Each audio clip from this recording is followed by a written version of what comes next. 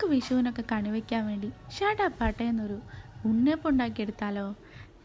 നമുക്കൊരു instant ഉണ്ണിയപ്പത്തിൻ്റെ recipe നോക്കാം. നമുക്കിതിനായിട്ട് 1 cup മൈദ വേണം, 1 കപ്പ് അരിപ്പൊടി വേണം, ആവശ്യത്തിനുള്ള എള്ള് വേണം, പിന്നെ 1 ടേബിൾ സ്പൂൺ ഷുഗറിൽ 4 ഏലക്കായ ഇട്ട് വെച്ചിട്ടുണ്ട് ഞാൻ.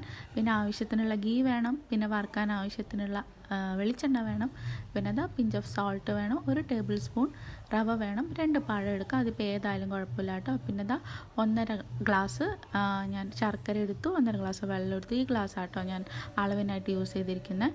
പിന്നെ ഞാൻ ബേക്കിംഗ് സോഡ എടുത്തിട്ടുണ്ട്. പിന്നെ നമുക്ക് തേങ്ങ ചിരകിയത് വേണം, തേങ്ങ കൊത്താണെങ്കിൽ കൂടുതൽ നല്ലതായിരിക്കും. അപ്പോൾ തുടങ്ങാം. നമ്മളൊരു മിക്സീൻ്റെ ചെറിയ ജാറിലേക്ക് 2 പഴവും 4 ഏലക്കയും 1 ടേബിൾ സ്പൂൺ പഞ്ചസാരയും കൂടി നന്നായിട്ട് അടിച്ചെടുക്കുക. ഇതേപോലെ കേട്ടോ. പിന്നെ ഞാനൊരു പാൻ വെച്ചിട്ടുണ്ട്. ചൂടാകുമ്പോൾ 1 ടേബിൾ സ്പൂൺ നെയ്യ് ഒഴിച്ചിട്ടുണ്ട്. അതിലേക്ക് തേങ്ങാക്കൊത്ത് അല്ലെങ്കിൽ തേങ്ങ ചിരവിയത് ഏതെങ്കിലും അതൊരു 1-2 ടേബിൾ സ്പൂൺ ഇട്ടാൽ മതി കേട്ടോ. അത് നന്നായിട്ടൊന്ന് വറുത്തെടുക്കുക. പകുതി ഒന്ന് ക്രിസ്പി ആകുമ്പോൾ നമുക്ക് നമ്മുടെ എള്ളിട്ട് കൊടുക്കുക. എള്ള് നിങ്ങളുടെ ഇഷ്ടത്തിനനുസരിച്ച് ഇടാം. കുറേ വേണമെങ്കിൽ കുറേ ഇടാം, കുറച്ചാണെങ്കിൽ കുറച്ച് മതി. അപ്പോൾ ഇതെന്നിട്ട് നന്നായിട്ടൊന്ന് ഇതേപോലെ ഒന്ന് വറുത്തെടുത്താൽ മതി കേട്ടോ. ഇത് കൂടുതൽ വറുത്ത് വരണമെന്നില്ല. പിന്നെ ഞാനൊരു പാത്രം എടുത്തു. നമ്മളിതാ ഫ്ലോർ മിക്സിങ് തുടങ്ങാണ്. 1 കപ്പ് മൈദ ഇട്ടു.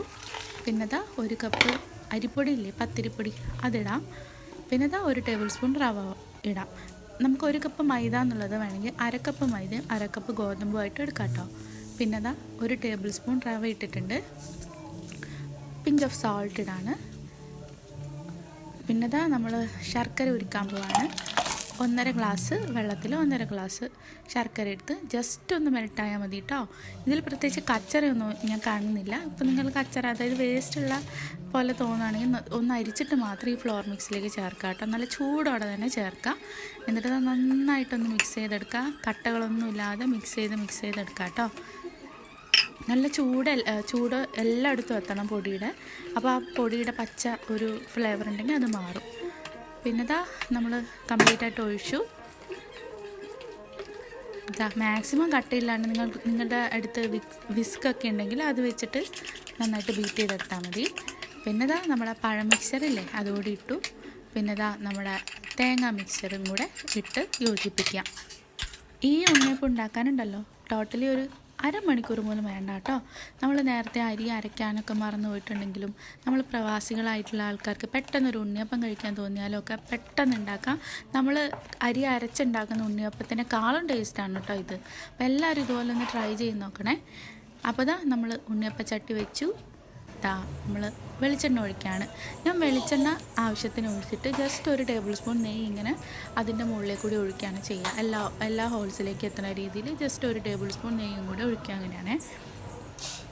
അപ്പോൾ നമ്മുടെ വെളിച്ചെണ്ണ നെയ്യ് മിക്സ് നന്നായിട്ട് ചൂടാവാണ്. നന്നായിട്ടൊന്ന് ചൂടാവണം എന്ന് വിചാരിച്ചിട്ട് ഓവർ ഹീറ്റ് ആവരുത്. എന്നാൽ അത്യാവശ്യം ചൂട് ആവുകയും വേണം. ആ ഒരു രീതിക്ക് ഒരു മീഡിയം ഫ്ലെയിമിൽ വെച്ചാൽ മതിയാവും. ഞാനിതിൽ നെയ്യ് ഒഴിച്ചിട്ടുണ്ട് കേട്ടോ. അതെനിക്ക് ക്യാപ്ചർ ചെയ്യാൻ പറ്റിയിട്ടില്ല. അപ്പോൾ നമ്മളൊരു ഗ്ലാസ്സിൽ ഈ ഒരു മിശ്രിതം എടുത്തിട്ട് ഒരു 1/4 ഭാഗം ഒഴിച്ചു കൊടുക്കുക. ഫുള്ളായിട്ട് അങ്ങനെ നിറഞ്ഞിരിക്കേണ്ട, ഒരു 1/4 ഭാഗം ഒന്ന് ഒഴിച്ചു കൊടുത്താൽ മതി. നമ്മൾ ആദ്യം സൈഡ് പോർഷനിൽ ഒഴിക്കുക, എന്നിട്ട് മാത്രം നടുക്ക് ഒഴിക്കുക. അല്ലെങ്കിൽ എന്ത് പറ്റുമെന്ന് പറഞ്ഞാൽ നടുക്കുള്ള ഭാഗത്തായിരിക്കും പെട്ടെന്ന് ആവുക. അതായത് ചൂട് കൂടുതൽ കിട്ടുന്നത് നടുക്കുള്ള ഭാഗത്തായിരിക്കും. പ്രത്യേകിച്ച് ഇത് നോൺ സ്റ്റിക്ക് പാൻ ആയതുകൊണ്ടാണ് ഈ ഒരു പ്രശ്നം. നിങ്ങൾക്ക് പറ്റുവാണെങ്കിൽ നമ്മൾ അയണിൻ്റെ ഉണ്ണിയപ്പച്ചട്ടിയില്ലേ, അതിൽ ചെയ്യുന്നതായിരിക്കും ഏറ്റവും പെർഫെക്റ്റ് ആയിട്ട് കിട്ടുക. ഇപ്പം നമ്മൾ പുറത്ത് താമസിക്കുന്നതായതുകൊണ്ട് എനിക്കിപ്പോൾ ഇതേ കിട്ടിയിട്ടുള്ളൂ. അപ്പോൾ ഇതിൽ ഞാൻ ആദ്യം സൈഡിലൊക്കെ ഒന്ന് ഒഴിച്ചിട്ട് പിന്നെയാണ് ഞാൻ നടുഭാഗത്തായിട്ട് ഒഴിക്കുന്നത്.